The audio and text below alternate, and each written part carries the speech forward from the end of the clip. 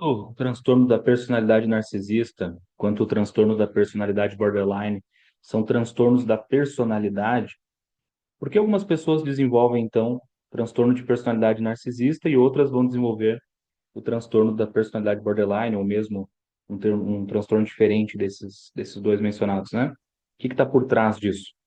Vamos debater aqui algumas questões. Recebi uma pergunta em um vídeo aqui falando sobre as crenças que caracterizam o transtorno da personalidade narcisista, e eu vi que a pessoa tinha dúvidas sobre isso.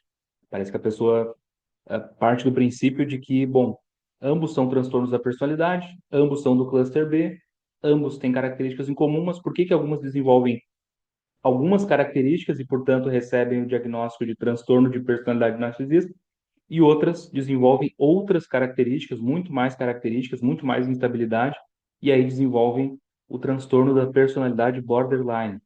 Vamos entender, então, assim, superficialmente, claro, o que que pode estar por trás disso. Em primeiro lugar, fator genético. Convido aí os médicos, o pessoal da pesquisa científica, pesquisa em genética e tudo, o pessoal que entende de biologia molecular, me corrigir e a explicar melhor. Mas, grosso modo, tá? O que que o fator genético implica? Primeiro, no nosso DNA, então, nós vamos ter ali códigos, informações que vão orientar o posicionamento de células, que vão orientar a formação de tecidos, a formação de órgãos, que vão trabalhar constantemente, que vão ser estimulados para produzir moléculas, para produzir aminoácidos, neurotransmissores. Então, por conta da parte genética, primeiro, a pessoa pode herdar uma propensão assim a um diagnóstico, porque um dos genitores ali tinha, né, o diagnóstico, que a pessoa herdou aquela característica. Em transtornos de personalidade, isso não é tão comum assim, mas a pessoa também pode ter no seu código genético instruções para o desenvolvimento cerebral, para o neurodesenvolvimento, para a formação neurológica ser diferente. Então, se você tem, por exemplo, uma região do cérebro que controla a impulsividade, que participa do controle da expressão da raiva, da ansiedade, você recebeu, por conta de uma bagagem genética, uma orientação para aquela parte ser formada de forma muito mais intensa, muito mais robusta, você vai ter uma hiperativação daquela região.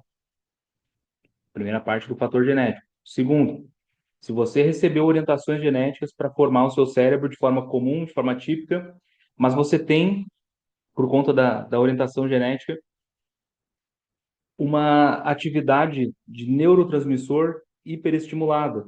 Acontece muito, se tem o exemplo de pessoas que precisam tomar os inibidores da recaptação da serotonina. O que que significa na prática isso? Que a pessoa tem um cérebro que responde à serotonina, que absorve, que produz, que faz toda a função, mas que o metabolismo da serotonina está muito acelerado. A pessoa manda serotonina de um neurônio pré-sináptico para o pós-sináptico, ele conecta na fenda sináptica, tem a ativação, tem a atividade, mas rapidamente aquelas moléculas de serotonina que ficam na fenda sináptica mandando informação, elas são absorvidas muito rápido. Então, se usa um medicamento para bloquear essa absorção, para diminuir, para deixar mais moléculas disponíveis, tá? Os mecanismos de recaptação de serotonina são controlados geneticamente. Os mecanismos de produção da molécula de serotonina são controlados geneticamente. Os mecanismos que formam, que orientam a formação do receptor no qual a molécula se liga, são controlados geneticamente. Aqui, para falar só da serotonina, nós já conseguimos entender. Bom, se eu tenho produção, liberação e recaptação de serotonina de formas típicas. Mas o meu receptor de serotonina tem uma alteração genética na formação dele de alguns neurônios, de algumas regiões, então eu vou ter dificuldade de receber aquela molécula de serotonina. Logo, eu vou ter uma dificuldade na resposta de serotonina. E assim por diante. Tá? Então, a gente poder fazer o mesmo procedimento para todos os neurotransmissores, depois para todas as regiões do cérebro, depois para entender as sinapses, para entender. Assim, é muito complexo. A genética influencia muito, certo? Mas, como eu falei, estou falando aqui de forma simplificada, por desconhecimento, tá? Não entendo tão bem de genética, mas para a gente entender que é um fator que influencia pra caramba. Quem quiser ler, assim, eu recomendo aquele livro Biologia Molecular da Célula, do Alberts, se eu não me engano, e os princípios de bioquímica do Lening, e também princípios da ciência neural ou de neurociências, já vi as duas traduções, do Kandel.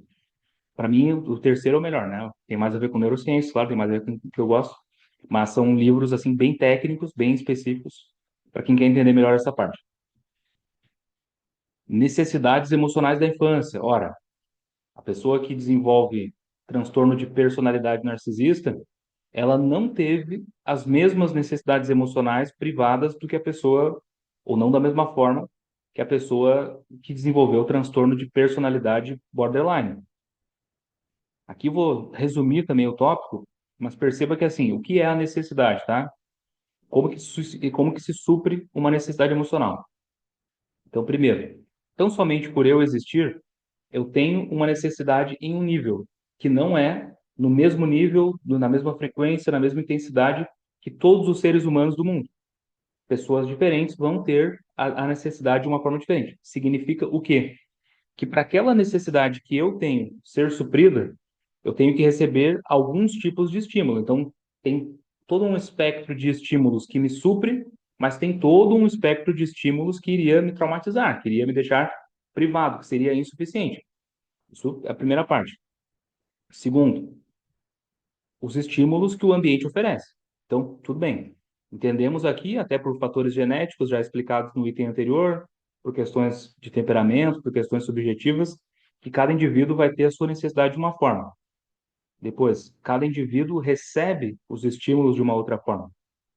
Então, pessoa que desenvolveu na vida adulta, por exemplo, transtorno de personalidade narcisista, de repente ela foi privada predominantemente do limite, ela foi sendo beneficiada, foi sendo poupada de fazer esforço, foi sendo mimada, teve, né, super proteções, e ela não recebeu limite, mas ela teve, de repente, elogios, teve validações até de forma excessiva. A pessoa que tem transtorno de personalidade borderline, por outro lado, ela pode talvez ter recebido limites de forma muito violenta, muito agressiva, e talvez não ter recebido atenção, não ter recebido cuidado. Então, já começa por aí.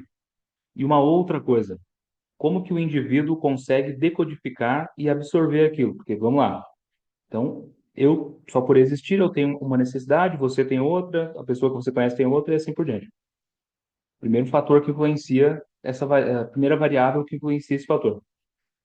Segundo, eu tendo essa necessidade e estando no ambiente, eu posso ou não ter pessoas que estimulam aquela necessidade, que me suprem. Quando você é criança, você é dependente de um terceiro para suprir. Então, você tem que ter cuidado, proteção, vínculo seguro, pertencimento, limite, assim por diante, né? Então, vamos lá. A pessoa tem a necessidade dela, tem que ter alguém disponível para fazer isso.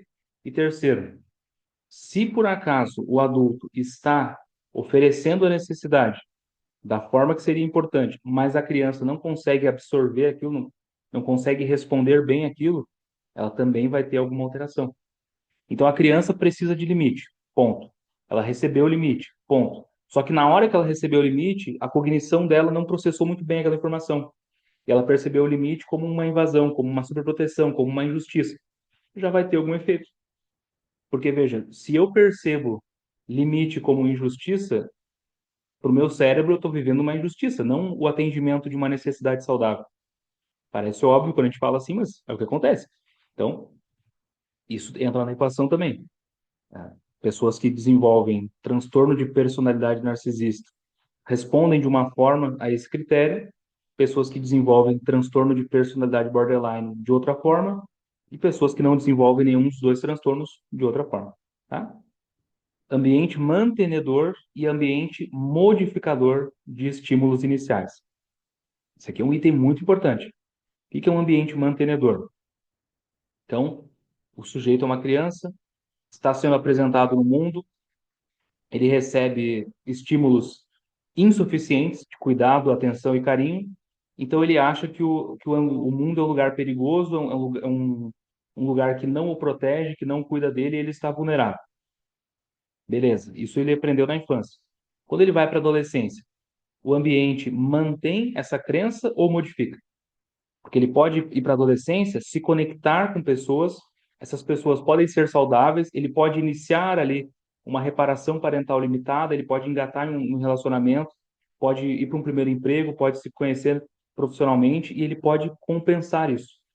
Então, apesar de ter sido privado de cuidado, de carinho, apesar de ter sido super protegido por uma mãe ansiosa, por uma mãe disfuncional, por uma mãe controladora, apesar de ter recebido, de repente, estímulos de um pai que oscila o humor, agressivo, negligente, que não tem habilidades sociais, um exemplo hipotético aqui, o sujeito pode ter passado a conhecer outros ambientes e esses ambientes modificam esse estímulo.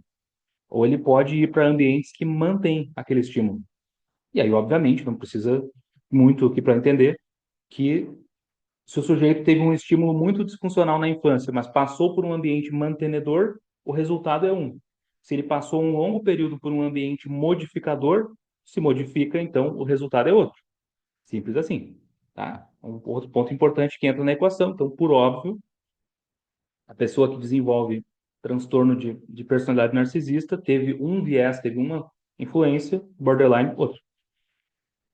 E para finalizar, então, a visão única de mundo e de identidade. Todos nós, ao sermos apresentados assim ao mundo, recebermos as necessidades emocionais, desenvolvermos ali as primeiras experiências, nós passamos a criar um conceito sobre quem nós somos, o que nós gostamos, o que nós fazemos, o que nós queremos, como o mundo é, como as pessoas são.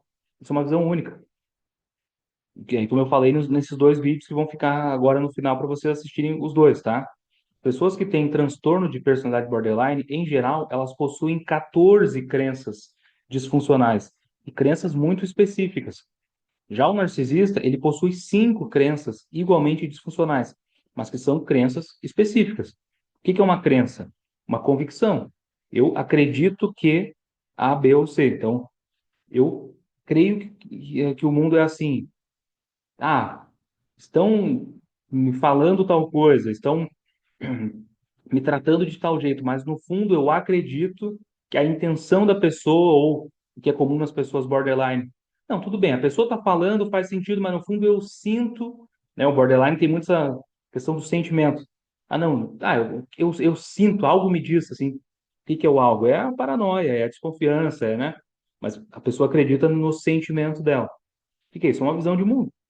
Bom, então ignora-se as evidências, ignora-se os fatos, ignora-se a racionalidade, porque eu acredito diferente. Então está todo o mundo me mostrando A, mas eu acredito em B, portanto só existe B. Essa é a mente da pessoa que está reagindo a uma crença. Na pessoa que desenvolve transtorno de personalidade, seja narcisista, borderline, antissocial, paranoide, qualquer transtorno de personalidade, as crenças dela são distorcidas, por óbvio, e são prejudiciais. E ela passou a acreditar e vai reforçando, tá? E aí, como eu falei, pessoas que têm transtorno de personalidade narcisista desenvolveram um modo de crença, borderline, outro modo de crença. Quem quiser saber a diferença, assistam os vídeos aqui, respectivamente, que vão ficar aqui no final. Certo, gente? Espero que tenham gostado, ficado um pouco mais claro essa questão. Quem tiver dúvida, pode deixar aqui nos comentários. Até o próximo vídeo.